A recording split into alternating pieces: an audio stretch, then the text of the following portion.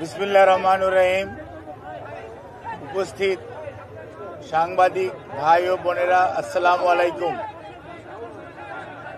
বাংলাদেশ জাতীয়তাবাদী দলের চেয়ারপারসন দেশনেত্রী বেগম খালেদা জিয়া অসুস্থ অবস্থায় এবার কেয়ার হসপিটালে চিকিৎসাধীন আছেন গত 23শে নভেম্বর দিবাগত রাত্র থেকে। আজ 6ই ডিসেম্বর আমরা ওই দিন প্রেস ব্রিফিং আপনাদেরকে বলেছিলাম যে মেডিকেল বোর্ডের পরামর্শক্রমে আমরা হয়তো ওনাকে দেশের বাইরে নিয়ে যাওয়ার জন্য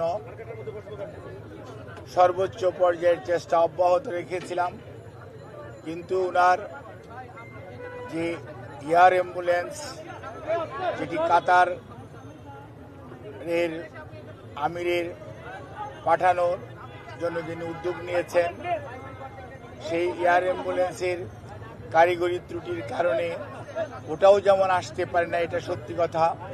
অন্যদিকে মেডিকেল বোর্ডের সদস্যগণ জরুরিভাবে মেডিকেল বোর্ডের সভা করে এবং একসাথে বসে সিদ্ধান্ত নিয়েছিল যে ওই মুহূর্তে ওনার ফ্লাই করার সঠিক হবে না। সেজন্যই আমরা ওনার যে বিদেশ নেওয়ার যে বিষয়টি সেটি কিছুটা বিলম্বিত হচ্ছে এবং ভবিষ্যতে হয়তো শারীরিক অবস্থাই বলে দিবে যে ওনাকে কখন বিদেশে চিকিৎসার জন্য নিয়ে যাবে অথবা নিয়ে যাওয়া হবে। কাজেই এখন আমাদের মেডিকেল অ্যাম্বুলেন্স সবসময়ই প্রস্তুত আছে, কিন্তু প্রস্তুত থাকলেও সর্বোচ্চ পর্যায়ে দেশনেত্রী বেগম খালেদা জিয়ার সুচিকিৎসা এবং ওনার সেফটি অ্যান্ড সিকিউরিটি অর্থাৎ চিকিৎসাগত দিক থেকে এইটি অত্যন্ত প্রাধান্য পাচ্ছে সর্বত্রই। এবং আমাদের যে মেডিকেল বোর্ডের সম্মানিত সদস্যরা ইউকে এবং আমেরিকা থেকে এবং বাংলাদেশ থেকে যারা অংশগ্রহণ করছেন, ইভেন সুদূর চায়না থেকেও, সবাই কিন্তু ওনার ফিজিক্যাল কন্ডিশনের উপর সবচেয়ে বেশি গুরুত্ব দিচ্ছেন। এবং আমরা মনে করি, আমরা সবাই, দেশের সকল মানুষ ওনার সুস্থতা চায়, চিকিৎসকরা চায়, দেশের আবাল বৃদ্ধ বনিতা সকল ধর্মের সকল রাজনৈতিক মতাদর্শের মানুষরা চায়। কাজেই যেহেতু ওনার স্বাস্থ্য আমাদের সর্বোচ্চ অগ্রাধিকার, সেজন্য আমাদের ভারপ্রাপ্ত চেয়ারম্যান সার্বক্ষণিকভাবে জনাব তারেক রহমান সাহেব এটি যেমন তদারকিও করছেন এবং এ ব্যাপারে চিকিৎসকদের মতামতকেই উনি সবচেয়ে বেশি অগ্রাধিকার দিচ্ছেন। দলও সেই অনুযায়ী অগ্রাধিকার দিচ্ছে, কারণ সবচেয়ে বড় কথা মনে রাখতে হবে যে মেডিকেল বোর্ডের সদস্যরা বিগত 6 বৎসর যাবৎ ওনাকে বিভিন্ন সময় যে সেবা দিয়ে এসছেন, প্রতিকূল পরিস্থিতিতেও। আজকে হয়তো পরিস্থিতি কিছুটা বদলেছে, কিন্তু আপনারা সবাই সাক্ষী কি অবস্থার মধ্যে দিয়ে আমাদেরকে বিগত 6টি বৎসর পার করতে হয়েছে। কাজে এই অবস্থার মধ্যে মেডিকেল বোর্ডের সদস্যরা অত্যন্ত দৃঢ়তার সঙ্গে এবং অত্যন্ত professionally they are handling the matter. অর্থাৎ আমাদের যে এইখানকার যে শুধু যে দেশের চিকিৎসকরা এটার সাথে ইনভলভ তা ভাবার কোনো কারণ নেই। আমি সব সময় আপনাদেরকে মেডিকেলের সদস্যদের নাম সব সময় বলেছি, আমি আবারও আজকেও বলতে চাই যে আমরা প্রফেসর ডক্টর শাহাবুদ্দিন তালুকদার এখানে উনি আছেন, এখানে ডক্টর এজেড এম সালেহ আছেন, ডক্টর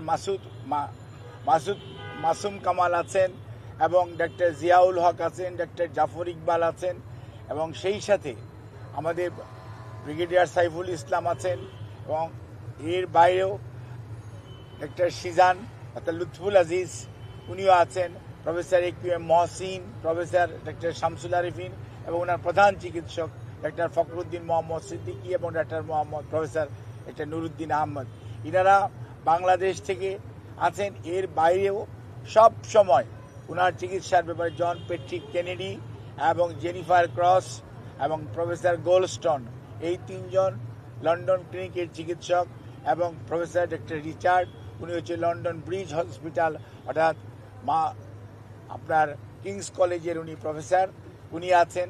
শাকিল ফরিদ পেপওয়ার্থ ক্যামব্রিজ ইউনিভার্সিটির যে কার্ডিওলজি সেন্টার সেইটার সাথে জড়িত আছে, এবং প্রফেসর গার্বি উনি হচ্ছেন একজন আপনার কার্ডিওলজিস্ট যিনি ভ্যালভুলার হার্ট ডিজিজ হ্যান্ডেল করেন, উনি এটার সাথে সম্পৃক্ত আছেন। এবং ইউএসএ থেকে প্রফেসর হাবিবুর রহমান লুলু এবং professor John Hamilton, professor doctor Hamid Rao, professor doctor Rafiquddin Ahmed, professor doctor Jorjis, এনারা কিন্তু ওনার চিকিৎসার সাথে সম্পৃক্ত আছেন।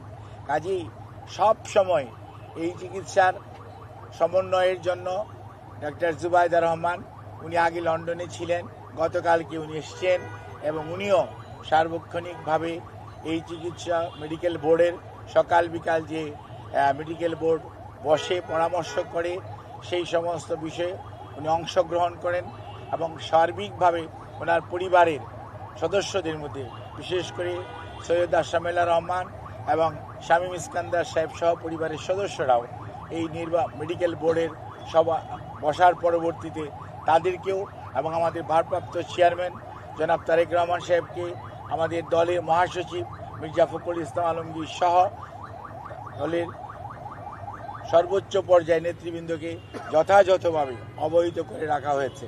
কাজে ওনার চিকিৎসার ব্যাপারে বিভিন্ন ধরনের সোশ্যাল মিডিয়াতে, আমি তো সোশ্যাল মিডিয়া দেখার সুযোগ হয় না, আমি দেখিও না, কিন্তু কোনো সময় অনেক গুজব শোনা যাচ্ছে বা অনেকে বেড়ায়। আমি সবাইকে অনুরোধ করব, দয়া করে দেশনেত্রীর এর প্রতি যদি আপনাদের শ্রদ্ধা এবং ভালোবাসার নিদর্শন স্বরূপ বিনীতভাবে অনুরোধ করব, আপনারা দয়া করে যে শোট ফ্যাক্ট এটার বাইরে কেউ গুজব ছড়িয়ে মানুষকে দয়া করে বিভ্রান্ত করবেন না, এবং শুধুমাত্র আল্লাহ রাব্বুল আলামিনের কাছে দোয়া করেন আল্লাহর অশেষ সহমতে সব সময় উনি এসছেও প্রতিকূল অবস্থা থেকে আল্লাহ ওনাকে সুস্থ করেছেন। আপনাদের সবার দোয়ায় আমরাও এবার এবং মেডিকেল বোর্ড অত্যন্ত আশাবাদী যে এবারও ওনার যে শারীরিক জটিলতা এটা থেকে আপনাদের দোয়া এবং আল্লাহর অশেষ মেহেরবানিতে ইনশাআল্লাহ দেশনেত্রী বেগম খালেদা জিয়া সুস্থ হবেন। আর বিদেশে যাওয়ার ব্যাপারে আমাদের সর্বোচ্চ প্রস্তুতি রয়েছে। যখনই ওনাকে বিদেশ নেওয়ার জন্য মেডিকেল বোর্ড যথোপযুক্তভাবে তৈরি মনে করবেন, শারীরিকভাবে মনে হবে যে ওনাকে সেফলি ট্রান্সফার করা যাবে, কারণ মনে রাখতে হবে 12 থেকে 14 ঘন্টা যখন আপনি এয়ার ফ্লাই করবেন তখন যে হাই অল্টিটিউডে মানুষের শারীরিক যে পরিবর্তন হয় সেটির সাথে খাপ খাওয়ানো একজন অসুস্থ মানুষের পক্ষে সব সময় সম্ভব হয় না। কাজে এই জিনিসটি খেয়াল রেখে আপনারা দয়া করে বিভ্রান্ত হবেন না, দয়া করে কেউ বিভ্রান্তি ছড়ানোর চেষ্টা করবেন না।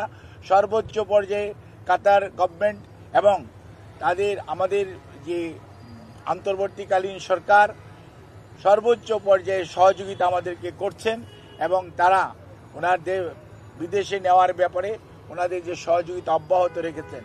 বাট ওনার শারীরিক সুস্থতা এবং চিকিৎসা মেডিকেল বোর্ডের যখন পরামর্শ হবে তখনই ইনশাআল্লাহ ওনাকে বিদেশে নিয়ে যাওয়ার হবে। তবে সবার আগে মনে রাখতে হবে ওনার চিকিৎসাটাই সর্বোচ্চ প্রাধান্য পাবে। সেই জন্যই ওনাকে চিকিৎসার জন্যই এখানকার হাসপাতালের কর্তৃপক্ষ এবং সেই সাথে কর্মরত সকল পর্যায়ের স্টাফস যারা ওনার চিকিৎসার সাথে সম্পৃক্ত, যারা চিকিৎসার সাথে সম্পৃক্ত না, সবাই সহযোগিতা করছেন। সর্বোচ্চ পর্যায়ে হাসপাতালে ভর্তিকৃত অনেক রুগী এবং রুগীর আত্মীয় স্বজন আমাদের অনেক আবেগপ্রবণ আমাদের সহকর্মীদের কারণে হয়তো অনেকভাবে বাধাগ্রস্ত হচ্ছেন। সেজন্য আমরা আপনাদের কাছে যারা একটু মনে কষ্ট পাচ্ছেন তাদের কাছে আমরা ক্ষমা প্রার্থী, আপনাদের সহযোগিতা চাই, এবং সর্বোচ্চ পর্যায়ে আপনাদের সহযোগিতা ছাড়া আমরা সত্যিকার অর্থে ওনার চিকিৎসা কার্যক্রম অব্যাহত রাখা কষ্ট হবে। এই কথা বলি আমি আমার বক্তব্য শেষ করছি।